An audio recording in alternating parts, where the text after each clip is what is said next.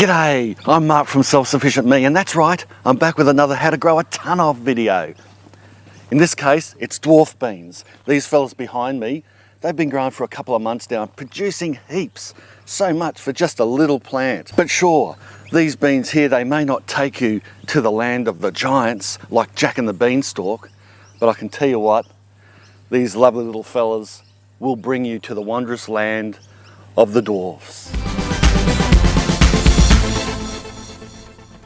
These beanstalks, they might be little, but boy, they produce a lot of beans, and full size too. Dwarf beans or bush beans are a fantastic backyard crop to grow. If you don't have the space and the trellising equipment to grow climbing beans, or you just don't want them climbing up, blocking out sunlight to other parts of your vegetable patch, dwarf beans are the solution. You only need about 6 to 10 plants of these small dwarf beans to feed a family of 4 a few nights a week. And you know what they say about beans? They're good for the heart and they'll make you smart. You thought I was going to say something else, didn't you? There are heaps of different varieties of dwarf beans you can try, such as the standard green ones we're all used to, the Plaza flat stringless variety that we have growing here in this example, the Botoloni, the purple, even dwarf snake beans, and plenty more to experiment with and enjoy. But that's enough of blowing wind about how good dwarf beans are, and let's just get into my 5 top tips on how to grow a ton of dwarf beans in just a small round raised garden bed such as this one. Tip number 1. Where to grow them. You don't need a lot of space, obviously, to grow dwarf beans. Any container, pot or small raised garden bed will do. Make sure the soil isn't too heavy and wet. It should be crumbly but still hold a little moisture. Position the beans around the outside of whatever container you're using. So if they do start to flop over, a lot of the beans can just hang on the outside of the bed. This does 2 things. It helps them not touch the soil or the ground and they won't rot. And the other thing it does is it actually makes more space, because if you can imagine, you've got this space here, this container, and then if they're on the outside, you're gaining that extra few centimeters or few inches. If you're growing them in a larger container like this one, consider using the space in the center to grow other crops. In this case, I've got this magnificent cherry tomato growing. Isn't it just fabulous? Look at all these ripe, plump tomatoes. Check this out. Instant beans with tomato sauce.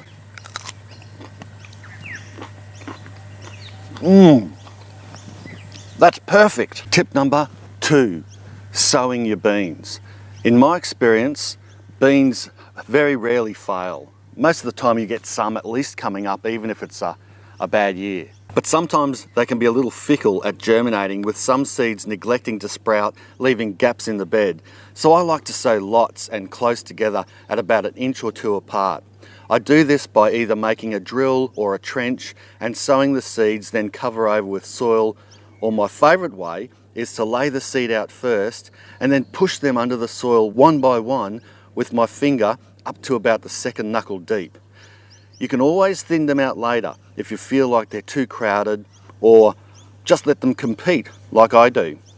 You can also improve the germination rate of your beans by just soaking them in water overnight in a glass or whatever before you plant them out the next day. Tip number 3, watering.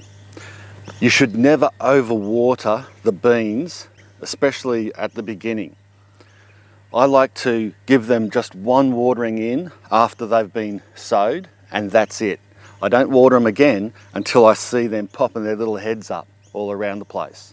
Then I might start to water them. And the only other time I'll water is if I can really see them starting to wilt in the hot sun, like I'm starting to melt at the moment. And you can always test to see if the ground is too dry, doing the old finger test. And I've done this before, and I'll do it again because I enjoy it. Whack the old finger in. If it comes out and you can't feel any moisture, it needs some water. Tip number 4, pests.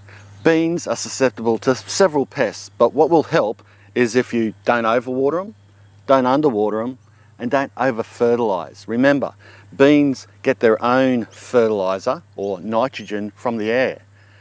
They're unique in that way, and they store it in the roots. So they don't really need a whole lot of fertiliser, just good structured soil, and if they're not stressed out, then the pests aren't going to attack them. Having said that though, even if the beans are growing great, you will get some types of pests that will attack it. Things like mites and caterpillars, they'll go for beans even if they are really healthy. I don't worry about mites too much because I find, and you can see them in the beans, they'll have these little motley chewing bits on the leaves, and you can tell that they've been eaten by some small mites. Generally in small numbers, it doesn't really affect beans too much and it won't hurt their production.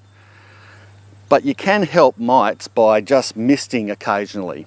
Not watering in deep, but just getting the mister on your hose and misting the leaves up, creating a little bit more humidity, and the mites don't like that as much.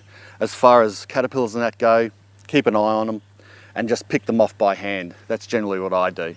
At the end of the day, you're going to find sometimes that a crop will fail, and it's from no fault of your own. It's just that you're unlucky that you've got a whole heap of pests come in at once and you might not get as good a harvest as you'd like.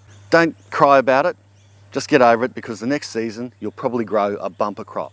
Tip number 5, harvesting. Harvest the beans regularly. If you pick them regularly, they will grow more for you because it just stimulates extra growth. So pick them regularly, eat them regularly, and you'll have more. Harvest the pods before they are fully developed, which means before you can see the beans inside swelling to full size. Young beans are more tender and they're tastier. At the end of the season, leave the plants die back and let some of the remaining pods develop fully, and then dry them. They can dry themselves naturally on the plant itself, or you can take them inside and let them dry on the kitchen bench. Check this out here. Can you hear them? These beans are dried. Use them for long time storage. You can put them in a container and they'll keep for bloody years. Use them in cooking like soups and stews. Perfect. Or what you can do is whatever you don't use that year in your storage in your pantry, pull them back out, plant them in the garden the next season. Well, there you go. Those were my 5 top tips on how to grow a ton of dwarf beans in just a small raised bed container such as this one. I hope you enjoyed the video. If you did, give it a big thumbs up. Also, don't forget to subscribe and share this video around to all your mates on Facebook and Instagram. Don't forget my blog, self-sufficientme.com. Thanks a lot for watching. Bye for now.